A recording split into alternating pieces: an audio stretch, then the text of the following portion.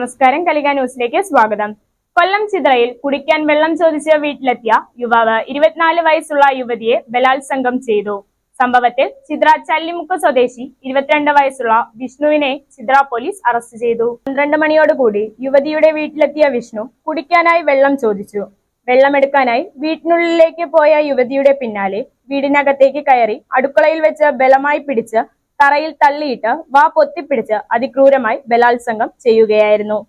യുവതിയുടെ ശരീരത്തും മുഖത്തും യുവാവ് കടിച്ചു മുറിവേൽപ്പിച്ചതിനു ശേഷമാണ് യുവതിയെ ബലാത്സംഗത്തിന് ഇരയാക്കിയത്. സംഭവം പുറത്തറിഞ്ഞതിനെ തുടർന്ന് നാട്ടുകാർ സംഘടിച്ചു യുവാവിനെ ഓടിച്ചിട്ട് പിടികൂടി പോലീസിൽ ഏൽപ്പിച്ചു. ലഹരി ഉപയോഗിക്കുന്നയാളാണ് പോലീസ് പിടിയിലായ വിഷ്ണു എന്ന് പോലീസ് പറഞ്ഞു. ചിത്ര പോലീസ് യുവതിയുടെ മൊഴി രേഖപ്പെടുത്തി യുവാവിനെതിരെ ബലാത്സംഗം ഉൾപ്പെടെയുള്ള വകുപ്പുകൾ ചുമത്തി കേസെടുത്തു. യുവതിയെ കടയ്ക്കൽ താലൂക്ക് ആശുപത്രിയിൽ എത്തിച്ചു ചികിത്സ നൽകി.